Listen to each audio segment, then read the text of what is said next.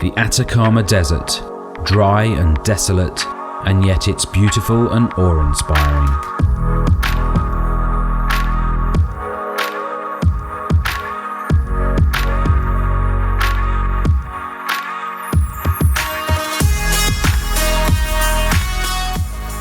We spent 6 days exploring this amazing landscape, a place more accessible than you might think.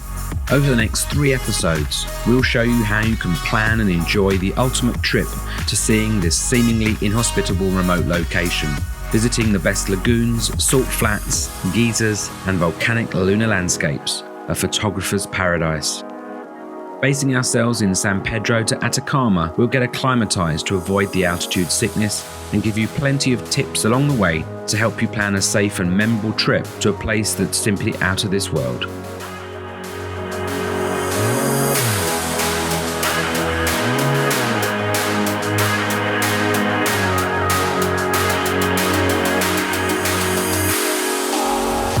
Make sure you subscribe for the next episode so you don't miss a thing.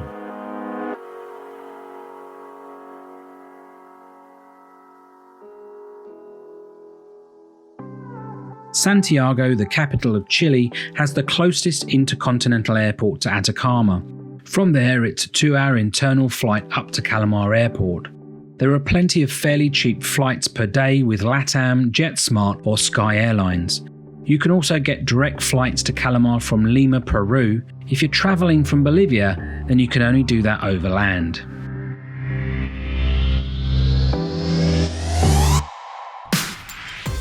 From Calama, it's another 1.5 hour smooth tarmac drive, or you can take a cheap bus to arrive in San Pedro de Atacama.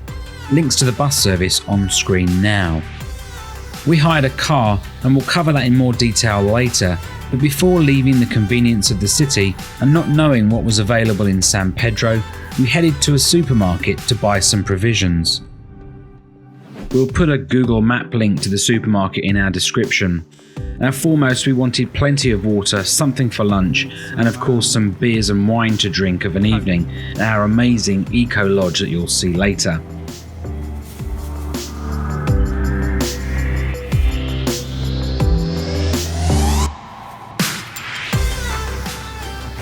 We wanted the mini ones. Yeah. Cheese, meat, ham and cheese. I don't mind. What do you fancy? As it turned out, the supermarket was much cheaper than the small stores in Atacama, so if you hire a car, this is a good tip to stock up.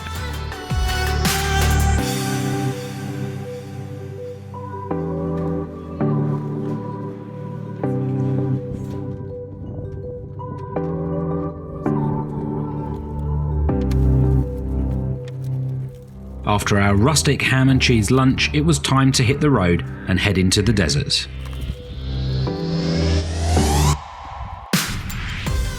In this part of Chile, services are few and far between. In fact, there are no gas stations between Calama and San Pedro. Some things you should consider whenever driving in this area. Do I have enough fuel for the journey? Have I packed food, water and warm clothes in case I break down? Do I have a mobile phone with data I can use? Even in these parts, the 3G signal is pretty good.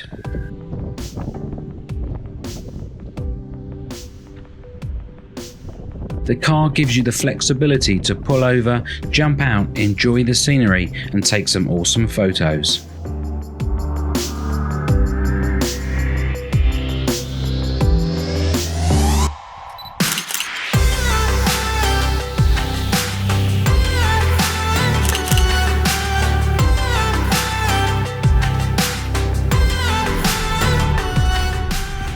As you approach San Pedro de Atacama, you can see a few of the 12 volcanoes in the area and the vast mountain ranges of the Andes.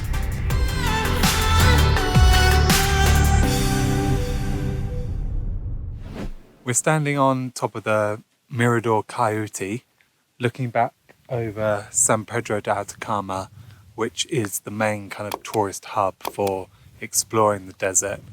It's got all your normal amenities, loads of restaurants, loads of hotels, expensive ones, cheap ones, but it really is the main hub of all the tourist activities here.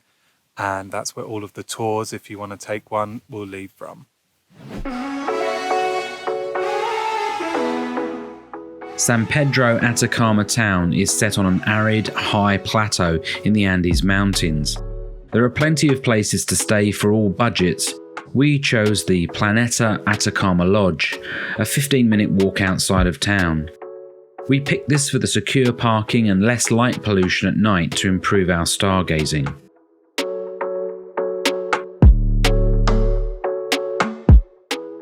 The accommodation, which might appear basic, has a real Chilean charm, and it was comfortable, peaceful and quiet. The host could not do enough for us.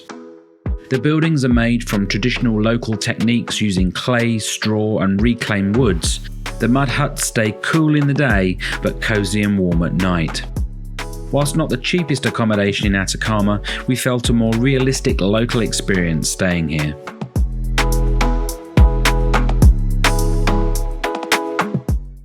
Just a few kilometers outside San Pedro is Valle de la Luna, Moon Valley.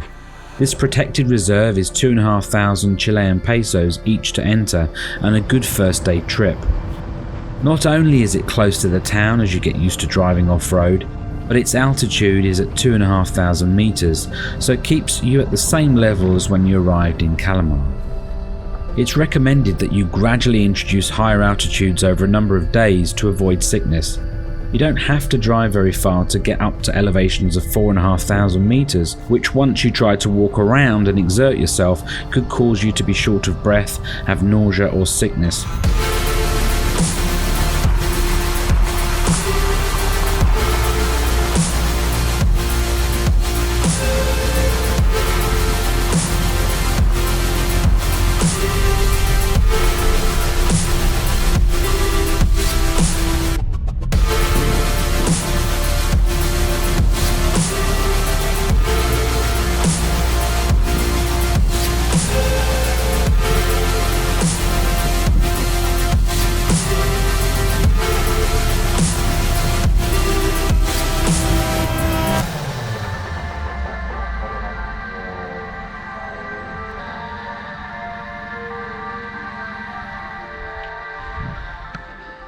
You were given a map at the ticket office, and this highlights 4 or 5 places you can stop at for spectacular miradors.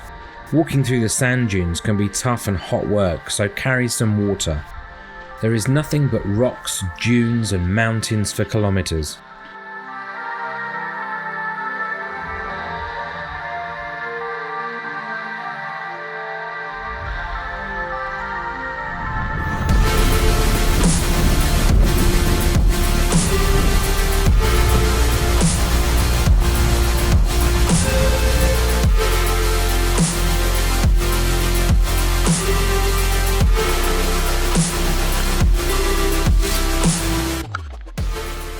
Pure silence is incredible. Just the wind whistling through the rocks and the crunch of your footsteps on the path.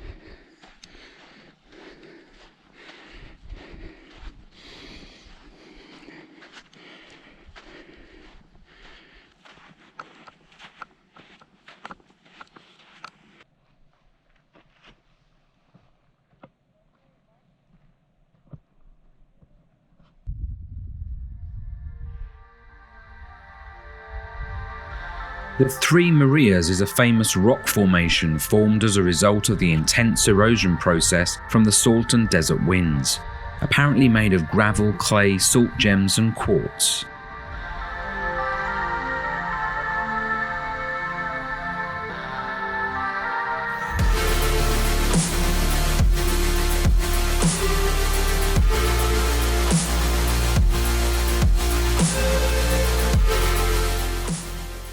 In another area you can get up close to the rocks and see how they are encrusted with minerals and crystals of gem salt. apparently caused by the effects of the high pressure and absence of humidity. It's really amazing stuff.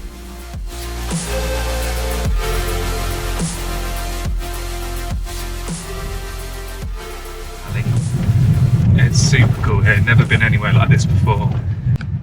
We did hear that you can come here at sunset as well, but you have to pre-book and that costs more, so maybe we'll do that later, not sure, see how much time we have. But for now we're just driving back to the entrance where there's another viewpoint about 11 kilometers up the road towards Calama, and there's a big lookout point there, so we're going to go check that out.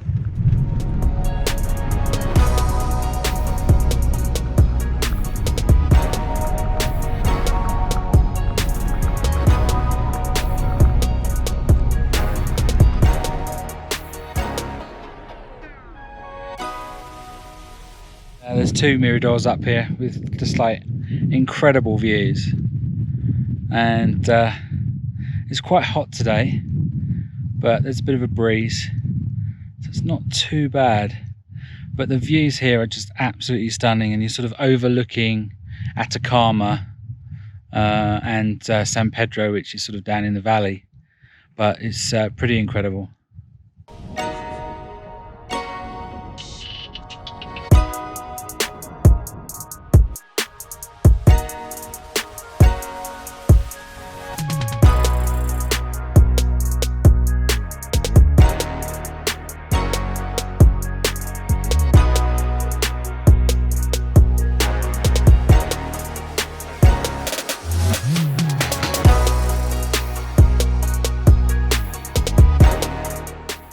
So we hired our car through Econo Rent at the Calama airport. They're a local Chilean car rental firm, and we have used them before.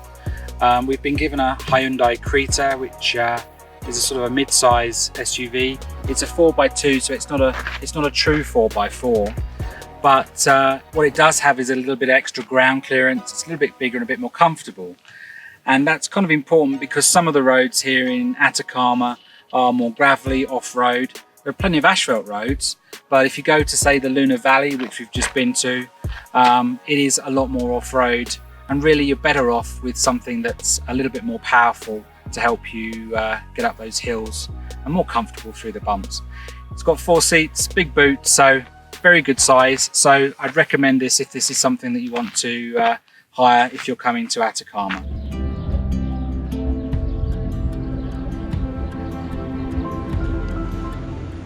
The main market connects through to the centre of the small town square. Open daily, here you can find lots of local handmade llama and alpaca products to take home as souvenirs or to wear immediately to keep you warm at night.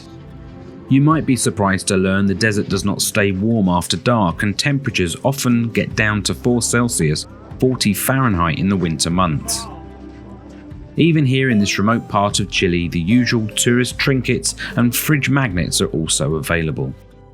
The small Catholic church just off the plaza, built in 1745, is one of the oldest in Chile and considered a national monument.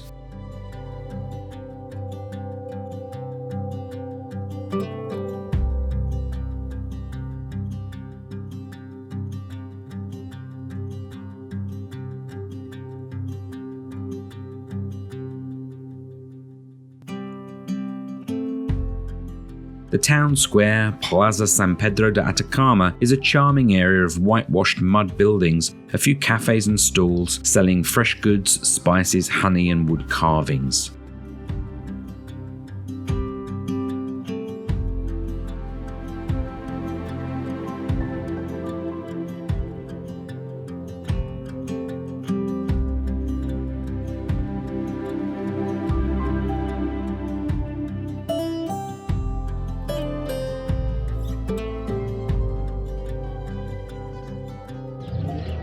Tours to the main attractions around San Pedro are the biggest income for locals, and if you don't have the car or you don't feel confident to travel to certain places yourself, then you have a huge choice of tour companies to barter a good price. You will find loads of these companies in the side streets around the town. Boards outside give you an idea of what's on offer, but you'll need to pop in to get the price. You generally only need to book these a day or two in advance. We found that had we done all the tours to the places we show you by car in our videos, it would have cost us almost double the amount of the car hire, and we would have lost our independence and the ability to stop and move on when we like, so bear that in mind.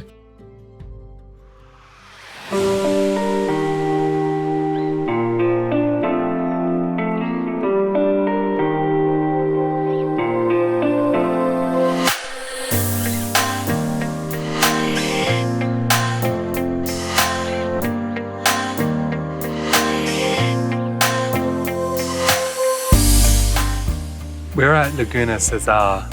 It's cost us $30,000 for 2 people to get in, so it's kind of expensive. But this little complex is made up of 3 different super clear, super blue lagoons. This one has views out across onto the volcanoes. There's another one which you can swim in, and then the third one has flamingos in it. The facilities here, they've got showers and toilets, but other than that, it's just really nice and quiet and picturesque.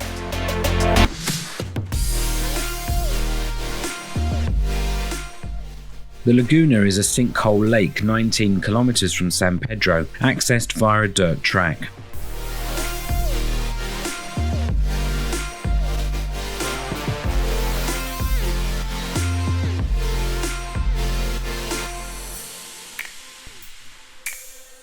Most people visit in the afternoon when it's warmer. The salt concentrations in the lake mean you will float on the water just like in the Dead Sea. The minerals are good for your health, but just be sure to wash off thoroughly in the shower after a dip.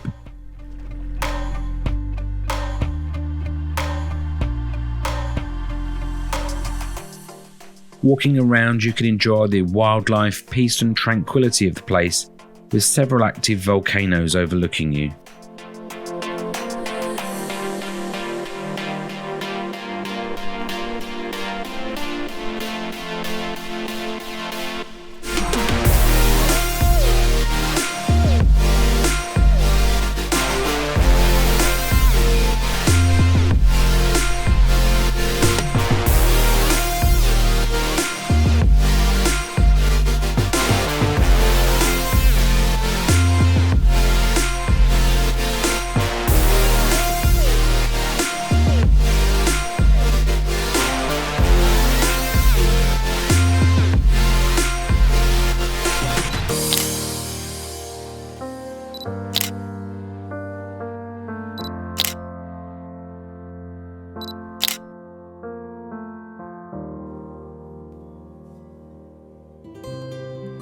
At night, the town is bustling with people having returned from tours, looking for a place to eat and drink, or catching up on some shopping.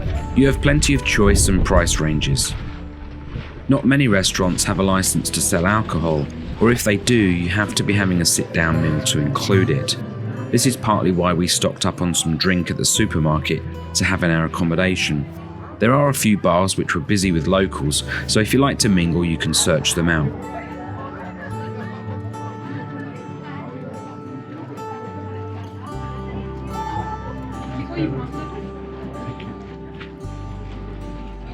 Adobe, that's supposed to be quite good.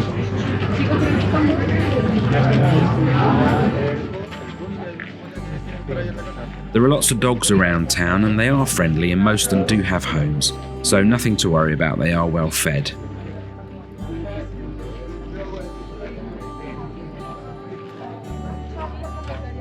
Is it me or is Thursday night the new Friday night? It's like every restaurant's got a dog. Yeah. Waiting for scraps. Quite a nice one.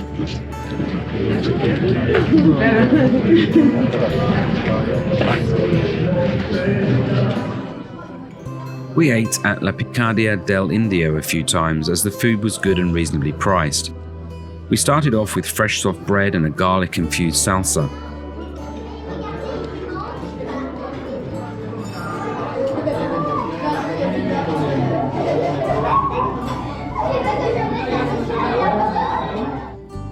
I had a beef tenderloin lomo, which traditionally comes topped with a fried egg, loads of chips and caramelized onions.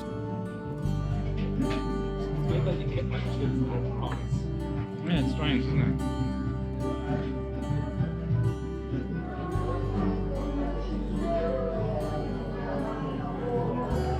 We all had a similar dish, but this was with salmon. Both were absolutely delicious. We can't recommend this place enough.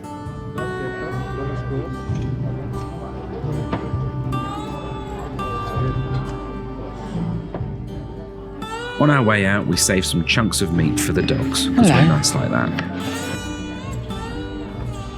Give a little bit. A little bit to doggy. Go on.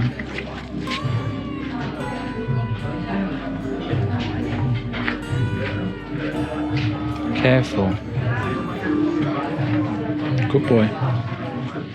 Where's the other one gone? He's gone, so gets it all. All gone. All gone. Good boy. There you go. Looks a bit like cowboy western down here, doesn't it? Yeah. Hey.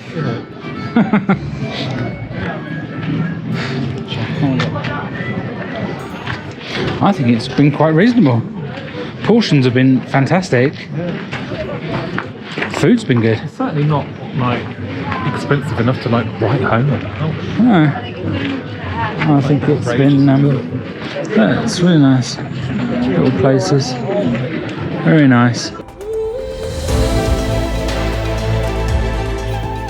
There's lots more still to come from this Atacama 3-part series.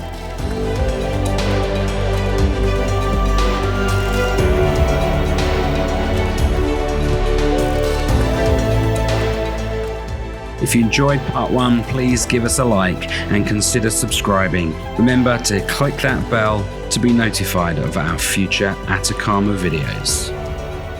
For now, thank you for watching. Until the next time, happy travels from the Memory Seekers.